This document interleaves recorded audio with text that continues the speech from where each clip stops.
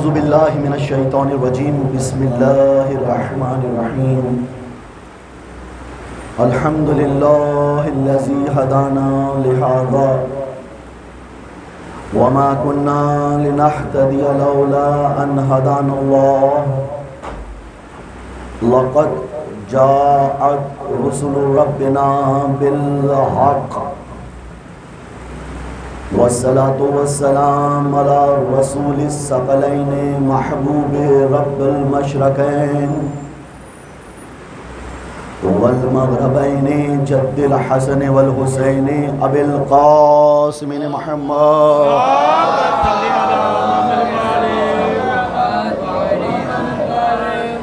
والصلاة والسلام على أهل البيت الطيبين الطاهرين المعصومين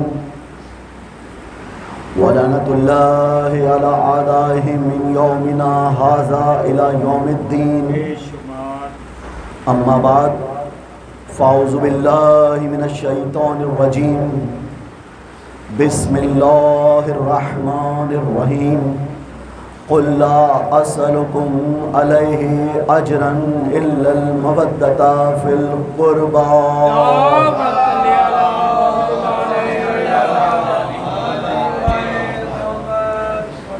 سامعین محترم، عزاداران امام حسین علیہ السلام،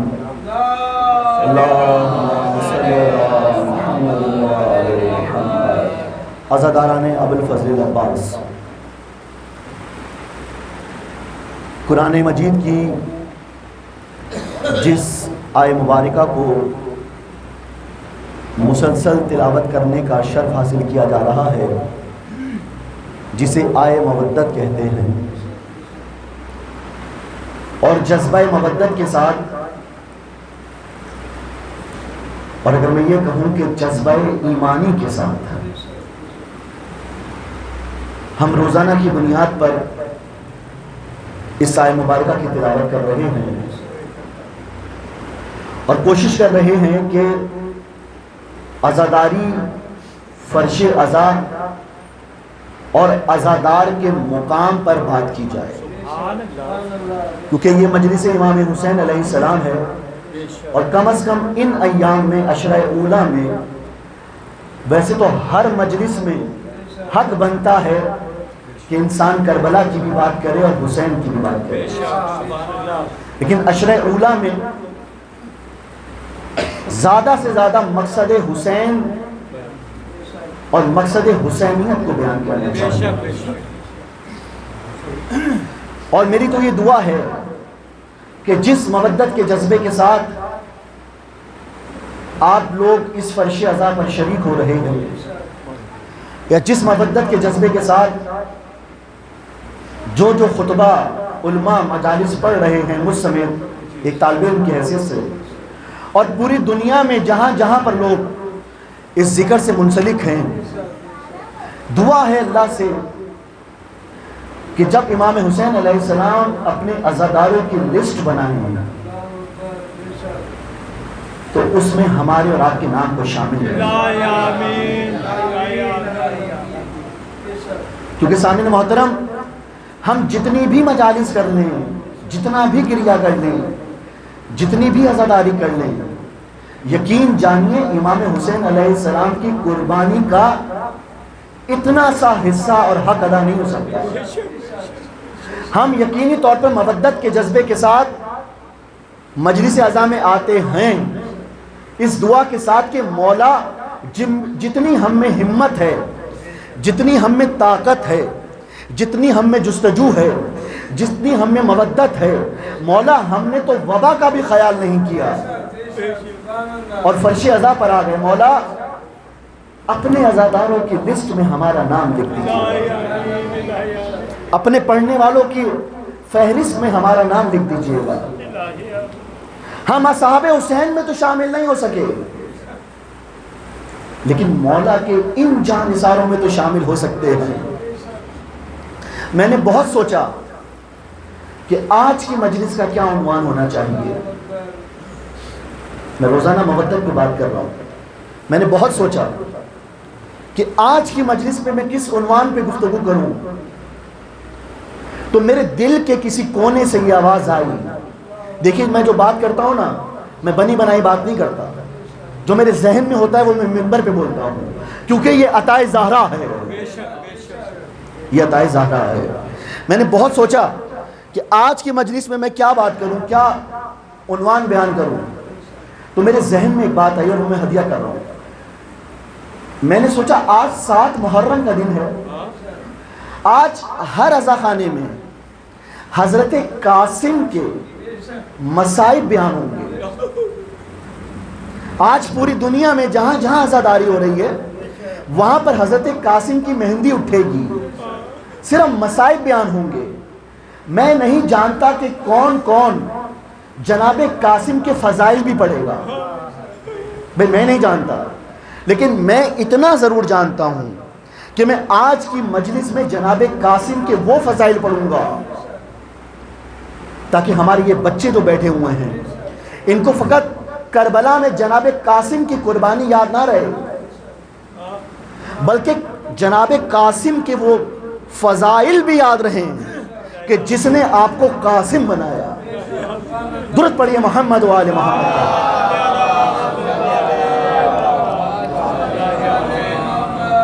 جس نے آپ کو قاسم بنایا.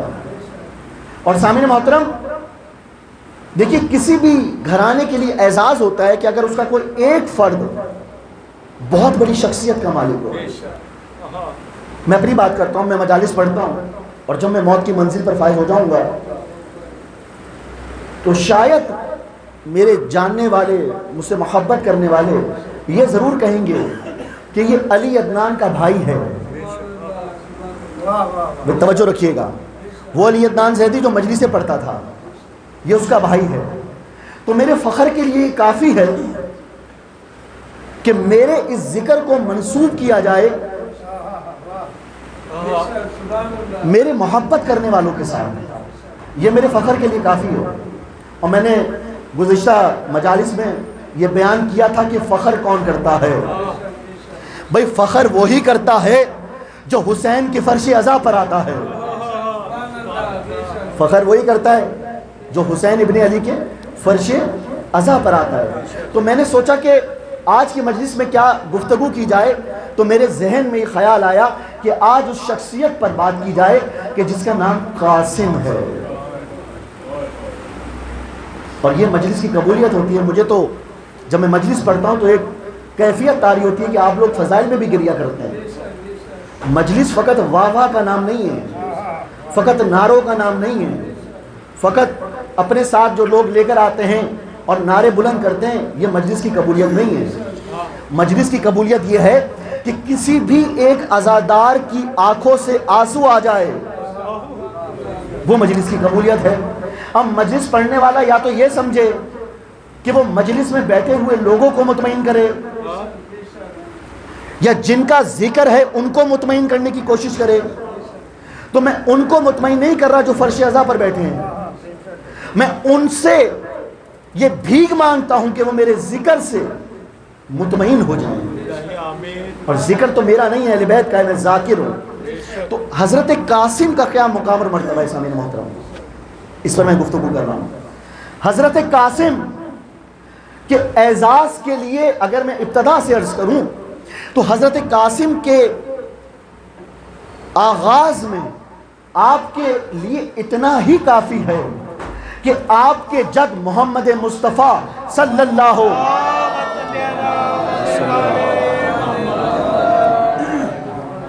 آپ کے جد محمد مصطفیٰ صلی اللہ علیہ وآلہ وسلم ہیں، اور آپ کے جد حضرت ابو طالب ہیں.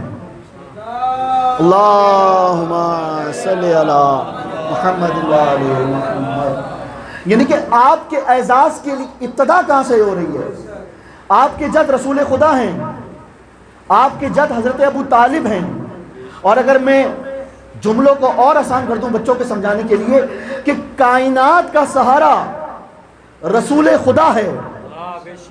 توجہ میرے ساتھ رکھیے گا، کائنات کا سہارا رسول خدا ہے، رسول خدا کا سہارا ابو طالب ہے. کائنات کا سہارا رسول خدا ہے، رسول خدا کا سہارا ابو طالب ہے۔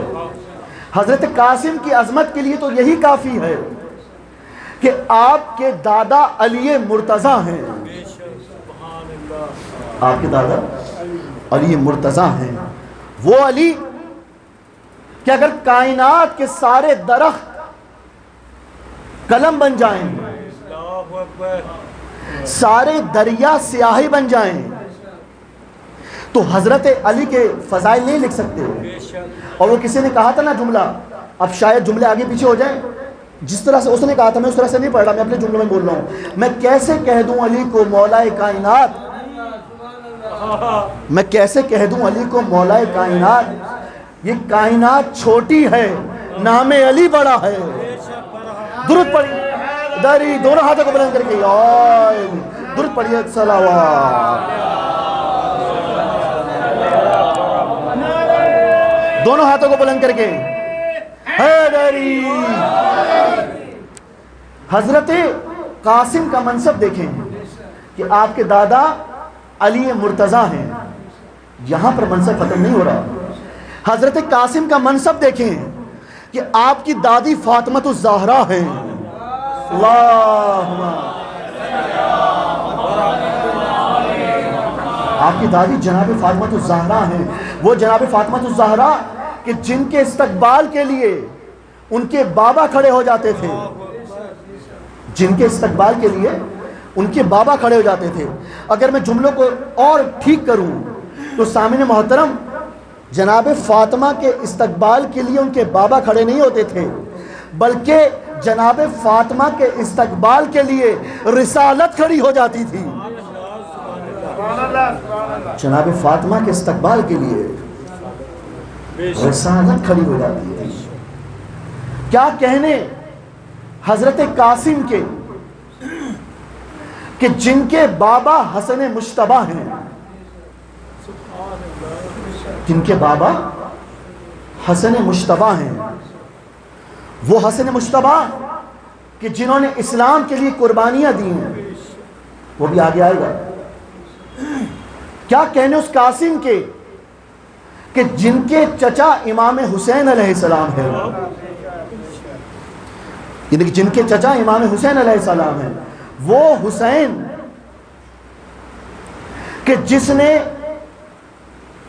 اسلام کو زندہ کر دیا کربلا کے بعد، جس نے اسلام کو زندہ کر دیا کربلا کے بعد۔ جبھی تو نبی نے کہا تھا نا کہ حسین منی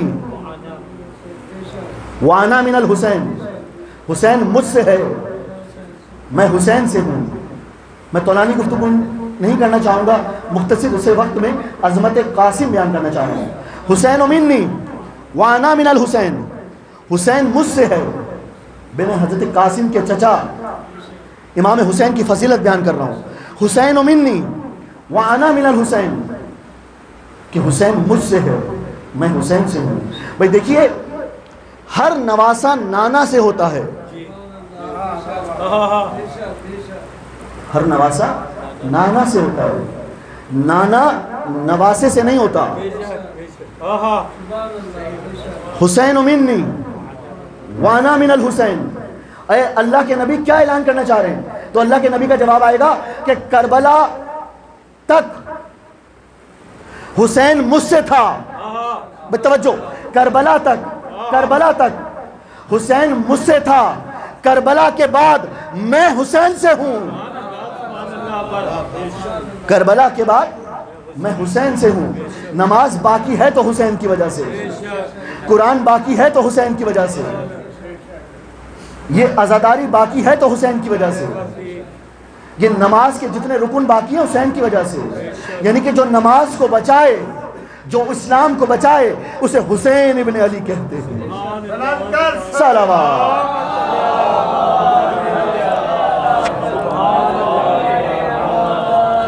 تو یہ مقام اور مرتبہ ہے۔ حضرت قاسم کا کیا مقام اور مرتبہ ہے کہ جن کی پھپھی جناب زینب ہیں،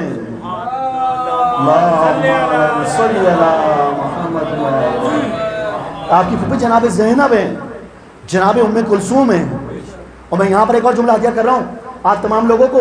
لوگ کہتے ہیں کہ عزاداری ختم میں ہے، لوگ کہتے ہیں عزاداری خطرے میں ہے، عزادار خطرے میں ہے. میں کہتا ہوں نہ عزاداری خطرے میں ہے نہ عزادار خطرے میں ہے. بھئی جس عزاداری کو تخلیق ہی علی کی بیٹی نے کیا ہو، جس عزاداری کو تخلیق ہی علی کی بیٹی نے، بلکہ میں اگر جملوں کو اور صحیح کروں محسن بھائی، جس عزاداری کو تخلیق ہی علی کی علی بیٹی نے، جس عزاداری کو علی کی علی بیٹی نے تخلیق کیا ہو، وہ عزاداری خطرے میں نہیں ہو سکتی. لوگ یہ سوشل میڈیا پہ آج کل صدا بلند کر رہے ہیں سیو عزاداری. اللہ اکبر، کیا معیار ہو گیا ہے ہمارا، سیو عزاداری. میرے پاس وقت نہیں ہے، ورنہ یہ عزاداری کس نے خلق کی؟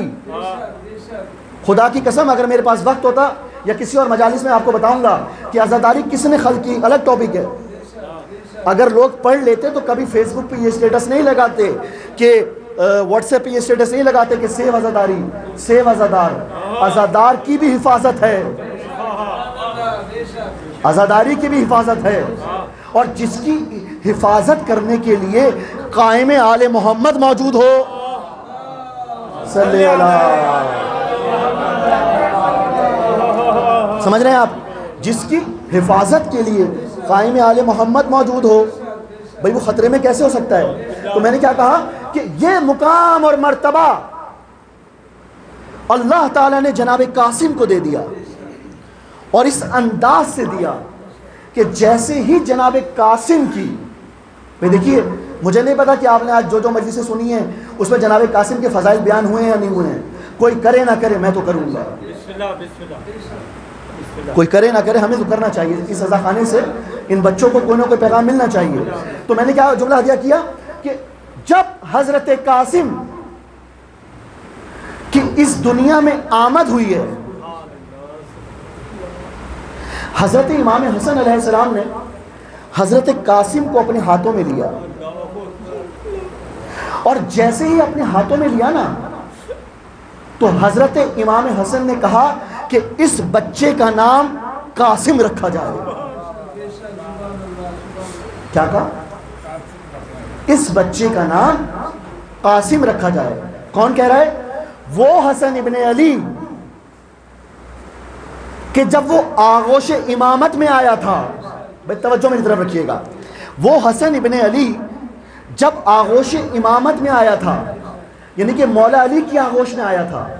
مولا حسن کی بات ہو رہی ہے، جناب قاسم کے والد گرامی کی بات ہو رہی ہے. جب مولا امام حسن علیہ السلام مولا علی کی آغوش میں آئے تو مولا علی نے نام نہیں رکھا. جناب قاسم کے بارے میں بتا رہا ہوں. جناب حسن جب مولا علی کی آغوش میں آئے تو مولا علی نے نام نہیں رکھا، جناب فاطمہ نے بھی نام نہیں رکھا. میں یہ کہوں رسول خدا نے بھی نام نہیں رکھا، بلکہ رسول خدا نام رکھنے کا وسیلہ بنے. رسول خدا نام رکھنے کا وسیلہ بنے. رسول اللہ نے کہا کہ جس کے لیے آیا ہے، جس کے لیے آیا ہے نام بھی وہی رکھے گا. تو حضرت امام حسن کی جب آمد ہوئی تو آپ کا نام اللہ نے رکھا. بچوں کو بتا رہا ہوں، جب امام حسن علیہ السلام کی اس دنیا میں آمد ہوئی تو آپ کا نام اللہ نے رکھا. جب امام حسین کی اس دنیا میں آمد ہوئی تو آپ کا نام اللہ نے رکھا. جملوں کو اور آسان کرتا ہوں، حسن سے پہلے کوئی حسن نہیں تھا. حسن سے پہلے کوئی حسن نہیں تھا. توجہ ہے. حسین سے پہلے، حسین سے پہلے کوئی حسین نہیں تھا. تو میں کہوں یا اللہ، اتنے لاکھوں کروڑوں اور وہ لوگ آ گئے، نہ پہلے کسی کا نام حسن نہ پہلے کسی کا نام حسین. تو اللہ کا یہ جواب آئے گا کہ اللہ نے ان ناموں کو مخفی رکھا. اچھا یہ میں نے بڑی مشکل اردو بول دی، میں اردو بولنے والا بندہ ہوں تو میں نے مشکل اردو بول دی بچوں کو سمجھانے کے لیے. اللہ یہ کہے گا کہ میں نے ان ناموں کو، بھئی خدا تو چھپا ہوا خزانہ ہے. خدا بھی تو چھپا ہوا خزانہ ہے. خدا کہے گا میں نے ان ناموں کو مخفی رکھا. اور آسان کرتا ہوں جملہ, میں نے ان ناموں کو چھپا کے رکھا. اور آسان کرتا ہوں بچوں کو انگریزی میں سمجھانے کے لیے, میں نے ان ناموں کو ہائیڈ رکھا. تو میں کہوں یا اللہ آپ نے ان ناموں کو چھپا کر کیوں رکھا, دنیا کو کیا پیغام دینا چاہ رہے ہیں؟ تو اللہ کا جواب آئے گا کہ میں دنیا کو یہ بتانا چاہ رہا ہوں کہ جو اللہ اپنے اماموں کے ناموں کو مخفی رکھ سکتا ہے وہ میرے آخری امام کو بھی مخفی رکھ سکتا ہے. صلوات. توجہ, بہت شکریہ جس محبت اور مودت سے آپ سن رہے ہیں. ایک مرتبہ آپ سب لوگ اپنی سلامتی کے لیے درود پڑھ دیجئے محمد و آل محمد.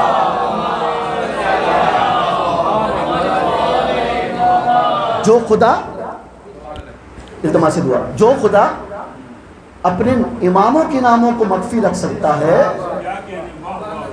وہ آپ سے کوئی پوچھے نا, یہ ایک الگ بحث ہے, ایک الگ ٹاپک ہے. لوگ کہتے ہیں نا کہ امام زمانہ چھپے ہوئے کیسے ہیں. بھئی جو خدا چاہتا ہے وہ ہوتا ہے.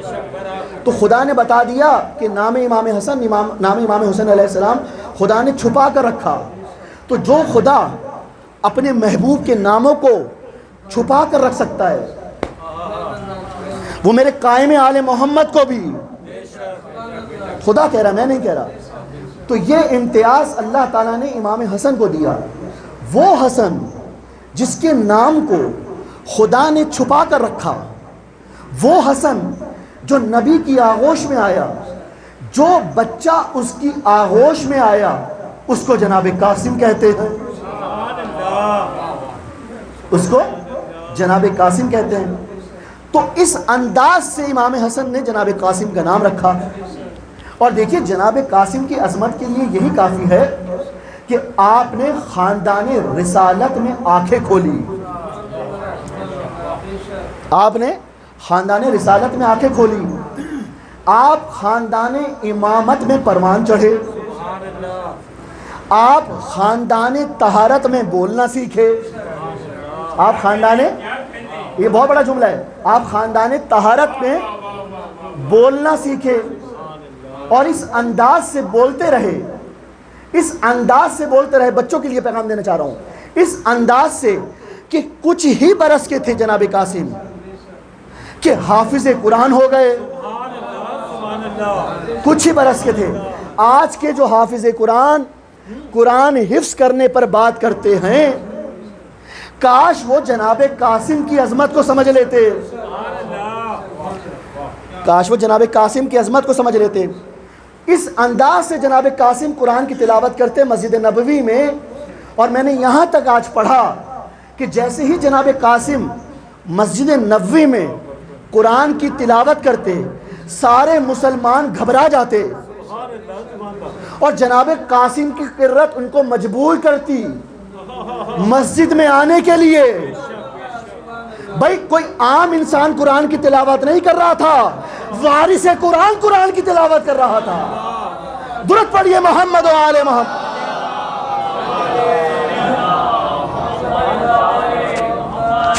کوئی عام انسان قرآن کی تلاوت نہیں کر رہا تھا, وارث قرآن کی تلاوت کر رہا تھا.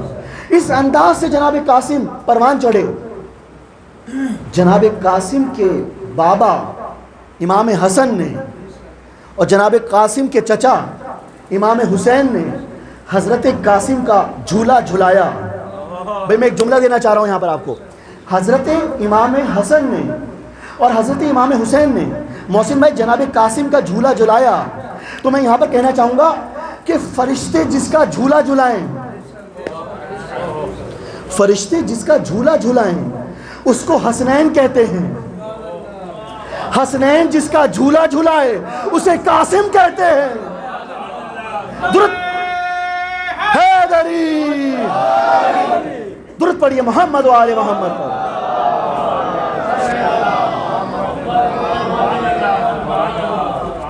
فرشتے جس کا جھولا جھلائیں, یہی بہت بڑا جملہ ہے مجلس کا. فرشتے جس کا جھولا جھلائیں اسے حسنین کہتے ہیں. حسنین جس کا جھولا جھلائیں اسے قاسم کہتے ہیں، یہ منصب دے دیا۔ اور دیکھیے طہارت کی میں نے بات کی تھی نا، طہارت کی، میں بھی گزشتہ ماہ رمضان المبارک میں ایک ٹی وی پروگرام میں گیا، افطار ٹرانسمیشن میں، امام حسن میں پروگرام تھا، تو میرے ساتھ ایک اہل سنت مفتی بیٹھے ہوئے تھے۔ اچھا وہ کلپ لاکھوں لوگوں نے دیکھا، بہت وائرل بھی ہوا۔ اس کا ایک جملہ میں طہارت کی جہاں بات آ رہی ہے، اگر آپ مجھے اجازت دیں اور درود پڑھے محمد والے محمد۔ دیکھا آپ نے، دیکھا ہے آپ نے، طہارت کی بات آ رہی ہے نا، تو میرے ساتھ جو مفتی صاحب بیٹھے ہوئے تھے، اور ہم تو سب کی عزت کرتے ہیں بھئی، یہ فرش ازا فقط شیعہ کی میراث نہیں ہے، یہ فرش ازا پہ آنے والا ہر بندہ حسینی ہو گیا، بلکہ اگر میں یہ کہوں جو فرش ازا پر آ گیا وہ حسینی ہو گیا، جو دور چلا گیا وہ یزیدی ہو گیا۔ تو میں جب ٹی وی پروگرام میں گیا تو وہ میں اپنی ترجمانی نہیں کر رہا تھا، میں مکتب اہل بیت کی ترجمانی کر رہا تھا، میں مکتب اہل بیت کی ترجمانی کر رہا تھا۔ تو مجھے معلوم تھا کہ جو سوال ہوگا جواب علی عدنان زیدی نہیں دے گا، پوری مکتب کا جواب ہوگا، پوری مکتب کا جواب ہوگا۔ اس سنی عالم دین نے، مفتی صاحب نے، اللہ ان کو ہدایت دے، انہوں نے ایک بات کہی، انہوں نے کہا، میں وہی جملہ پیش کر رہا ہوں، دیکھیے جو لاکھوں لوگ دیکھ چکے ہیں، پوری دنیا میں وائرل ہو گیا، میں یہاں جملہ پیش کر رہا ہوں۔ مفتی صاحب نے ایک بات کہی، انہوں نے کہا کہ رسول خدا نے یہ کہا، آیت تطہیر پڑھی اور کہا یا اللہ یہ میں آیت تطہیر پڑھ رہا ہوں، میرے اہل بیت کو پاک کر دے۔ میں آیت تطہیر پڑھ رہا ہوں، میرے اہل بیت کو پاک کر دے۔ رسول خدا نے آیت تطہیر پڑھی، اہل بیت پاک ہو گئے۔ کہاں بیٹھے ہوئے ہیں آپ؟ رسول خدا نے آیت تطہیر پڑھی، اہل بیت پاک ہو گئے۔ اب جب یہ میں نے جملہ سنا نا، میرا حسینی جذبہ بیدار ہوا، میرا حسینی جذبہ بیدار ہوا۔ میں نے مفتی صاحب سے کہا، مفتی صاحب میں نے تہذیب کے دائرے میں، کیونکہ جب ہم ٹی وی پروگرام میں جاتے ہیں تو تہذیب کے دائرے میں بات ہونی چاہیے، وہ ٹی وی پروگرام ہوتا ہے، مناظرہ نہیں ہوتا ہے۔ تو میں نے تہذیب کے دائرے میں بات کی اور ماشاءاللہ وہ بات دنیا میں چلی گئی۔ میں نے کہا کہ جب، توجہ میرے ساتھ رکھیے گا، میں نے کہا جب امام حسن علیہ السلام کی اس دنیا میں آمد ہوئی تھی نا، اس نے کیا کہا تھا کہ اہل بیت آیت تطہیر کے بعد پاک ہوئے۔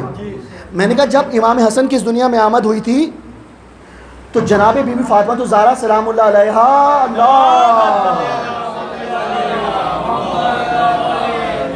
بی بی فاطمہ الزہرا سلام اللہ علیہا روزے سے تھی۔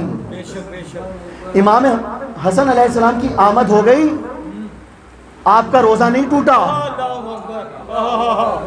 بلکہ اگر میں جملوں کو اور صحیح کروں، نہ آپ کا روزہ ٹوٹا نہ مصلی چھوٹا، اور امام حسن علیہ السلام کی آمد ہو گئی۔ اب جو اس نے یہ سوال کیا تھا، جو اس نے ایک آبجیکشن کیا تھا، میں نے اس کا جواب دیا۔ میں نے کہا جیسے امام حسن کی اس دنیا میں آمد ہوئی نا، تو امام حسن مستورات کے جناب ام سلمہ کے ہاتھ میں تھے، رسول خدا آئے۔ بھائی بہت توجہ میرے ساتھ رکھیے گا، اس نے آبجیکشن کیا، میں نے اس کا جواب دیا۔ اس نے کہا رسول خدا ہے، رسول خدا نے دیکھا کہ مستورات کے ہاتھ میں امام حسن ہے، تو رسول خدا نے کہا جناب ام سلمہ سے، اور جو وہاں مستورات تھی، کہ حسن کو ذرا میری آغوش میں دے دو، حسن کو میری آغوش میں دے دو۔ تو ان میں سے کسی خاتون نے کہا یا رسول اللہ ہم ذرا حسن کو پاک کر کے لے کر آتے۔ اللہ اکبر، اللہ اکبر، ہم ذرا حسن کو پاک کر کے لے کے آتے ہیں۔ اب رسول خدا نے کہا تم اس کو کیا پاک کرو گے جس کو اللہ نے پاک کر کے بھیجا ہے؟ درود پڑھیے محمد و آل محمد۔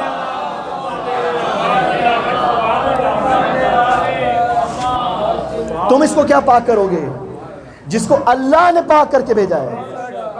یہ انداز تھا جناب قاسم کا، کہ طہارت کی منزل پر فائز ہے۔ اس انداز سے حافظ قرآن بنے ہیں، اس انداز سے وارث قرآن بنے ہیں۔ اور جہاں پر حضرت قاسم کے دو چھوٹے چھوٹے واقعات بیان کر دوں اور پھر میں مسائل سے جڑ جاؤں گا، معذرت چاہتا ہوں اگر 10 منٹ آج اوپر ہو جائیں تو مجھے معاف کر دیجیے گا۔ درود پڑھیے محمد و آل محمد پر۔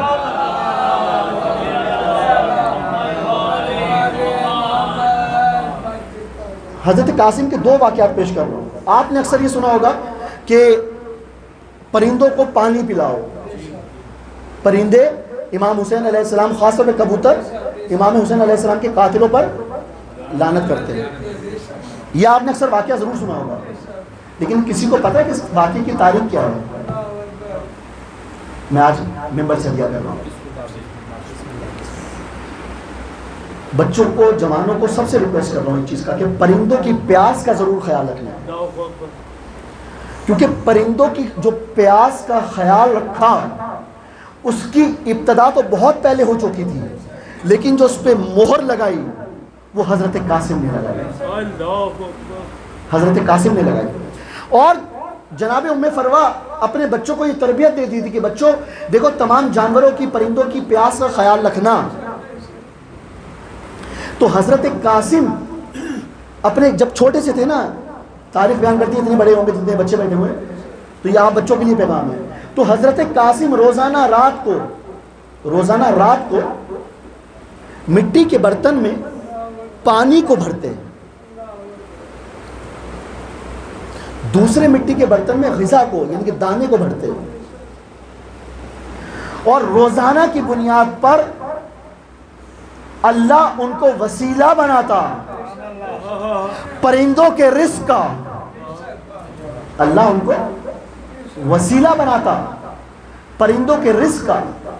حضرت قاسم نے اس انداز سے پرندوں کو رزق عطا کیا ہے خدا کے حکم سے، اور روزانہ کی بنیاد پہ کیا. میں جو جملہ بول رہا ہوں نا، میں بہت تحقیق کے بعد بات کرتا ہوں، میں ایسے بات نہیں کرتا. اچھا، اب یہ سوال پیش ہوتا ہے کہ یہاں پر پرندوں کا امام حسین کے قاتلوں پر لعنت کا سوال کہاں سے پیدا ہوتا ہے؟ تو جب حضرت قاسم، توجہ میری طرف رکھیں، جب حضرت قاسم 28 رجب کو مدینے سے چلنے لگے نا، تو انہوں نے جناب محمد بن حنفیہ کو بلایا، محمد بن حنفیہ کو، اور کہا چچا شاید اللہ نے میری یہ ذمہ داری لگائی ہے کہ میں پرندوں کی خوراک کا انتظام کروں، لیکن اب میں اپنے چچا کے ساتھ جہاد پر جا رہا ہوں، میں اپنے چچا کے ساتھ جہاد پر جا رہا ہوں. اے چچا، میری آپ سے گزارش ہے کہ جب میں یہاں سے یعنی کہ کل رخصت ہو جاؤں، آپ روزانہ ہمارے گھر آئیے گا. وہاں پر 2 برتن رکھے ہوئے ہیں، ایک برتن پہ آپ نے پرندوں کے لیے پانی ڈالنا ہے، جناب قاسم کہہ رہے ہیں، اور ایک برتن میں جناب قاسم کہہ رہے ہیں کہ پرندوں کے لیے آپ نے غذا ڈالنی ہے. جناب محمد بن حنفیہ فرماتے ہیں کہ اگلے دن میں جیسے ہی امام حسن کے گھر میں گیا تو مجھے دیواروں میں بے رونقی نظر آئی، مجھے دیواروں میں بے رونقی نظر آئی. اور وہ پرندے جو روزانہ جناب قاسم کے پاس آتے تھے، میں انتظار کرتا رہا، کوئی پرندہ نہیں آیا. میں انتظار کرتا رہا، کوئی پرندہ نہیں آیا. جناب محمد بن حنفیہ نے فرمایا کہ میں روزانہ کی بنیاد پر انتظار کرتا رہا، لیکن کوئی پرندہ نہیں آیا. شاید پرندوں کو پتا تھا کہ جس کے وسیلے سے رزق مل رہا ہے، جس کے وسیلے سے رزق مل رہا ہے، وہ کربلا چلا گیا. اسی لیے عاشورہ کے دن، توجہ میرے ساتھ، اسی لیے عاشورہ کے دن حضرت قاسم کے لاشے پر، یہ فضائل کا جملہ ہے، حضرت قاسم کے لاشے پر اور امام حسین کے لاشے پر وہی کبوتر آئے جن کو حضرت قاسم رزق عطا کرتے تھے خدا کے وسیلے سے. اور یہاں تک میں نے تاریخ میں پڑھا کہ ان کبوتروں نے اپنے آپ کو حسین ابن علی کے خون سے مس کیا اور رسول خدا کی بارگاہ میں گئے اور کہا یا رسول اللہ، ہم حسین کو تو نہیں لا سکتے، حسین کے خون کو لے کر آ گئے. تو یہ جو پرندے حسین ابن علی کے قاتلوں پر لعنت کرتے ہیں نا، یہ ایجاد ہے جناب قاسم کی. میں نہیں جانتا، پتہ نہیں کتنے لوگ یہ واقعہ جانتے تھے یا نہیں جانتے تھے، لیکن اب آپ لوگ جانتے ہیں تو آپ کی ذمہ داری ہے کہ ہر عزادار کم از کم 10 لوگوں کو یہ واقعہ بتائیں. تو پھر یہ ہماری محنت اور آپ کی سننے کی مودت تمام ہوگی، اور آخر میں 2 منٹ 4 سے 5 منٹ اور شجاعت کے سنتے جائیے گا۔ سامعین محترم، جس طرح میں نے کہا حضرت قاسم کے علم میں کوئی کمپرومائز نہیں ہے، میں نے کہا حافظ قرآن تھے چھوٹی سی عمر میں، حضرت قاسم کے سخاوت میں کوئی کمپرومائز نہیں ہے۔ بھئی پرندوں کو رزق دے رہے ہیں، بھئی اسی کے در سے تو رزق ملتا ہے نا جو در زہرا ہو۔ فرشتے، قرآن کی آیت ہے، فرشتے جس کے در سے رزق حاصل کریں اسے فاطمہ کہتے ہیں، اسے فاطمہ کہتے ہیں، اور پرندے جس کے در سے رزق حاصل کرے اسے قاسم کہتے ہیں، اسے قاسم کہتے ہیں۔ تو اس انداز سے جناب قاسم نے کریم ابن کریم ہے، بھئی سخی اور کریم اور ابن کریم ایک الگ ٹاپک ہے، لیکن اتنا کہہ دوں کریم اسے کہتے ہیں کہ جو بن مانگے عطا کرتا ہے، اسے کریم کہتے ہیں۔ تو بات آ رہی ہے حضرت قاسم کی شجاعت کی۔ حضرت قاسم کو اللہ تعالیٰ نے شجاعت دی، اور جب کربلا کا میدان آیا، میں مسائل سے جڑ جاؤں گا لیکن میں شجاعت بیان کر رہا ہوں، آپ نے اسی انداز سے سننا جب تک آپ سنتے آئے ہیں۔ حضرت قاسم جب کربلا کے میدان میں آئے نا تو آپ کی شجاعت کو دیکھ کر یزیدی فوج پریشان تھی، عمر سعد پریشان تھا، شمر پریشان تھا۔ اچھا، ان کو حضرت قاسم کی شجاعت دیکھ کر ان کو یہ اندازہ نہیں ہو رہا تھا کہ حضرت قاسم کے مقابلے میں کس کو بھیجیں، کیونکہ آپ کو یہ بھی بتاتا چلوں کہ حضرت قاسم کو جنگ کرنا جس نے سکھایا تھا اس کا نام حضرت عباس علمدار ہے۔ درود پڑھیے محمد و آل محمد۔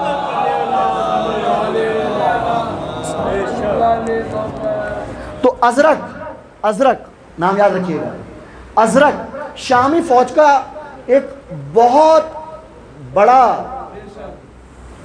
تلوار باز اور نشانے باز تھا۔ تو عمر سعد نے یہ کہا کہ ازرق کو کہ تم قاسم کے مقابلے میں جاؤ، بس زحمتوں کو تمام کر دوں گا، تم قاسم کے مقابلے میں جاؤ۔ جب ازرق نے یہ بات سنی نا تو ازرق نے کہا کہ تم یہ جانتے ہو کہ میں کون ہوں؟ یزید بن معاویہ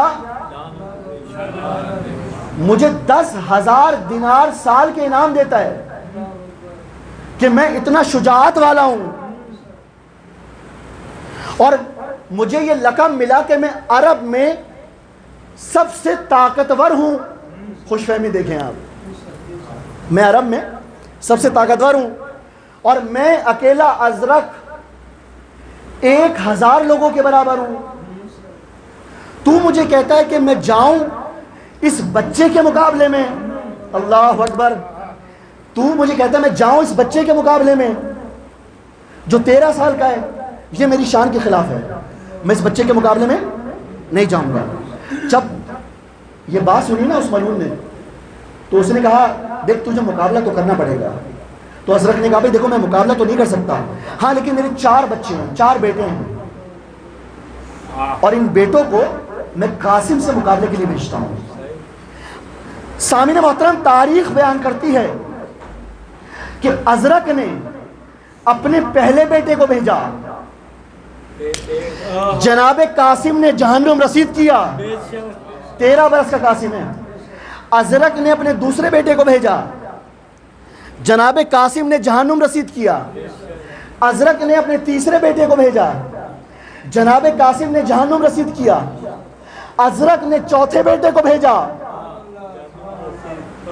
جناب قاسم نے، شجاعت پڑھو جناب قاسم کی، اور جناب قاسم کی شجاعت نہیں ہے، حضرت عباس کی بھی شجاعت ہے۔ ازرق کے 4 بیٹوں کو، کتنے بیٹوں کو؟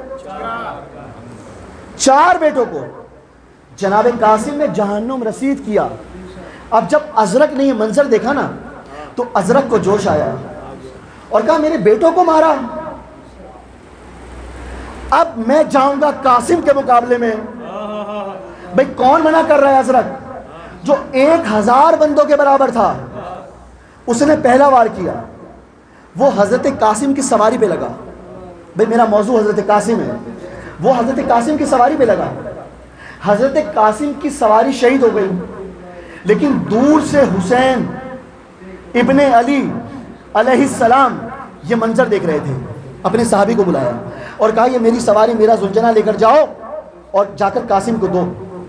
اب جناب قاسم جو باپیادہ یعنی کہ پیدل تھے, جیسے ہی امام حسین کا زلجنہ آیا, ایک مرتبہ حضرت قاسم زلجنے پر سوار ہوئے. اس انداز سے سوار ہوئے زلجنے پر, حضرت عباس کی ٹریننگ تھی, ایک پیر سے سوار ہوتے تھے قاسم, ایک پیر سے سوار ہوتے تھے حضرت قاسم زلجنے پر. اس انداز سے حضرت قاسم زلجنے پر سوار ہوئے.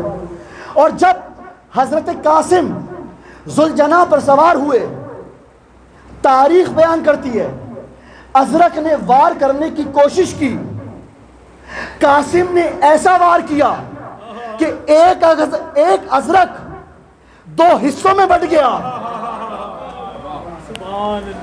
درود پڑھیے محمد والے محمد.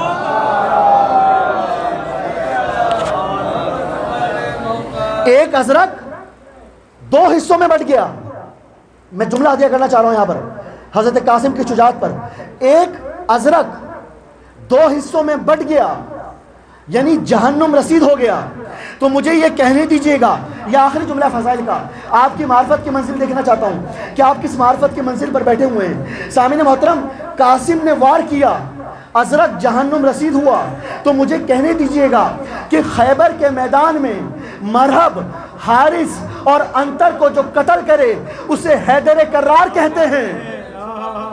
خیبر کے میدان میں مرہب, حارث اور انتر کو جو جہنم رسید کرے اسے حیدر کرار کہتے ہیں. اور کربلا کے میدان میں ارزق کو جو واصل جہنم کرے اسے شہزادہ قاسم.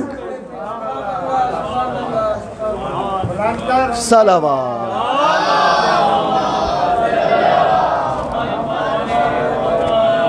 کربلا کے میدان میں ارزق کو جو جہنم رسید کرے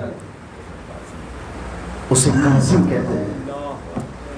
معذرت چاہتا ہوں آج تھوڑی تاخیر ہو گئی, لیکن سامعین محترم کل حضرت عباس کی شجاعت پہ بات کریں گے انشاءاللہ. یہ قاسم کی شجاعت ہے جو آپ کو اپنے نسب میں ملی ہے. خون جناب قاسم جب میدان کربلا میں پہنچے نا تو یزیدی فوج سے کہا تم مجھ سے مقابلہ کرو گے کہ جس کی رگوں میں حیدر کرار کا خون دوڑ رہا ہے,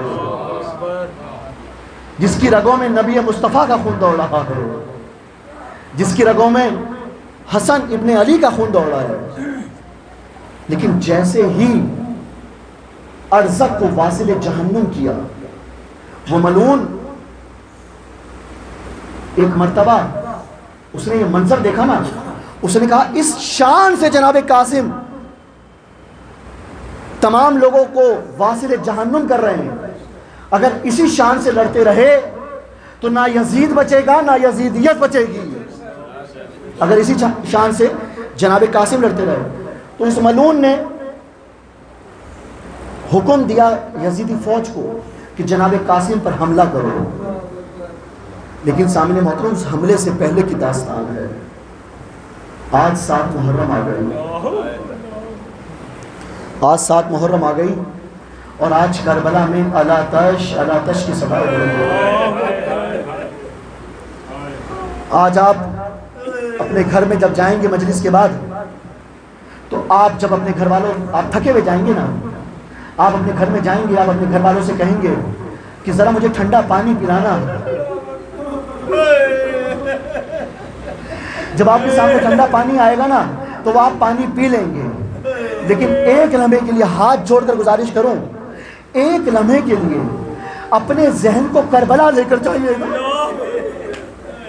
اپنے ذہن کو کربلا لے کر جائیے گا کہ جہاں پر سکینہ کہہ رہی ہے الاتش الاتش, علی اصغر پیاسا ہے, سکینہ پیاسی ہے, اونو محمد پیاسا ہے. اب عزادارو جب 7 محرم کو پانی بند ہوا نا 10 محرم آ گئی. عزادارو جب 10 محرم آ گئی نا, ایک مرتبہ جناب قاسم نے اپنی والدہ سے کہا اماں مجھے چچا جان جانے کی اجازت نہیں دیتے. مجھے چچا جان جانے کی اجازت نہیں دیتے۔ عزادارو ایک مرتبہ ام لیلہ نے کہا کہ قاسم میں ایک کام کرتی ہوں کہ جب تمہارے بابا اس دنیا سے جا رہے تھے نا تو مجھے وہ تعویذ دے کر گئے تھے، میں وہ تعویذ کو کھولتی ہوں۔ ایک مرتبہ قاسم کی والدہ نے وہ تعویذ کو کھولا، پڑھا، گریہ شروع کیا۔ وہ حسن کا خط تھا، میرے مولا حسن کا، امام حسین کے نام۔ اے بھائی میری کمائی کو کربلا میں استعمال کرنا۔ عزادارو وہ خط لے کر جناب فروا جو ہیں وہ ایک مرتبہ جناب زینب کے پاس گئیں، اور جناب زینب کے پاس جا کر کہتی ہیں کہ میرے قاسم کو جنگ کی اجازت نہیں ملتی میرے قاسم کو جنگ کی اجازت نہیں ملتی، آپ ہی سفارش کر دیں۔ اب عزادارو ایک مرتبہ جیسے ہی قاسم آئے ہیں نا، جناب زینب آئی ہیں، ایک مرتبہ جناب قاسم کو دیکھا مولا حسین نے اور گریہ کرنا شروع کیا اور کہا قاسم تو میرے بھائی کی نشانی ہے، قاسم تو میرے بھائی کی نشانی ہے۔ قاسم جب بھی میرا دل چاہتا تھا نا کہ میں اپنے بھائی کو دیکھوں، قاسم میں تیری طرف دیکھ لیتا تھا۔ عزادارو ایک مرتبہ جناب زینب نے وہ خط دیا جو کہ امام حسن چھوڑ کر گئے تھے۔ ایک مرتبہ مولا حسین نے وہ خط پڑھا، گریہ شروع کیا، کہا بھائی یہ غربت آ گئی۔ عزادارو آخری 2 منٹ، ایک مرتبہ جناب قاسم کو جب مولا اجازت دے رہے تھے نا، مولا نے سب کو اجازت دی، لیکن مولا نے اس انداز سے کسی کو رخصت نہیں کیا۔ آپ دیکھیں کربلا میں نہیں تھے، کس انداز سے آپ گریہ کر رہے ہیں، آپ نے کربلا کا منظر نہیں دیکھا۔ میں نے تو فقط آپ کو یہ کہا کہ کربلا کا یہ منظر تھا، میں نے تو فقط یہ بولا سکینہ نے تماچے کھائے، لیکن وہ منظر کیا ہوگا، شکر ہے آپ نے وہ منظر نہیں دیکھا کہ جب سکینہ کو تماچے لگتے تھے اور سکینہ رو کر اپنے بھائی سید سجاد کہتی تھی، اے بھائی سجاد شمر سے کہو تماچے مارے تازیانے نہ مارے، تماچے مارے تازیانے نہ مارے۔ عزادارو ایک مرتبہ جناب قاسم کو جب اجازت ملنے والی تھی نا، تو ایک مرتبہ امام حسین علیہ السلام نے جناب قاسم کو گلے سے لگایا۔ عزادارو میں نے مقتل پڑھا۔ ایک مرتبہ جناب قاسم کو ایک مرتبہ مولا حسین نے گلے سے لگایا، ایک مرتبہ گلے سے لگا کے خوب گریہ کیا، شاباش بچہ، یہی حق ہے قاسم پہ گریہ کا، یہی حق ہے۔ ایک مرتبہ مولا حسین نے جناب قاسم کو گلے سے لگایا، اتنا روئے کہ بے ہوش ہو گئے، اتنا رویا میرا مولا، اتنا رویا کہ بے ہوش ہو گیا۔ اب عزادارو جناب قاسم گئے، اب جناب قاسم نے جنگ کی۔ عزادارو کہیں سے تیر آیا، کہیں سے تلوار آئی، کہیں سے نیزہ آیا۔ عزادارو مقتل بیان کرتا ہے، کسی نے جناب قاسم کے گردن پہ ایسا وار کیا، جناب قاسم زی سے زمین پر آئے، آواز دی، چچا میری مدد کو آئیے گا، لیکن عزادارو ابھی قاسم زندہ ہے۔ میں سلام پیش کروں اپنے آخری امام کو، جنہوں نے جناب قاسم کے مصائب پڑھتے ہوئے یہ جملہ کہا، میرا سلام ہو اس قاسم پر کہ جس کے لاشے پر مشرق کے گھوڑے مغرب کی طرف، مغرب کے گھوڑے مشرق کی طرف۔ عزادارو قاسم کا لاشا پامال ہو گیا۔ ایک مرتبہ جیسے ہی حسین ابن علی، قاسم کا لاشا پامال ہو گیا، اب جیسے ہی حسین ابن علی جناب قاسم کے لاشے کے پاس ڈھونڈنے لگے نا، ایک مرتبہ کہتے ہیں قاسم مجھے آواز دو، بھئی لاشا ہو تو نظر آئے، ماتم کیجئے گا، کربلا کا منظر پیش کر رہا ہوں، ماتم کیجئے گا، بھئی لاشا ہو تو نظر آئے۔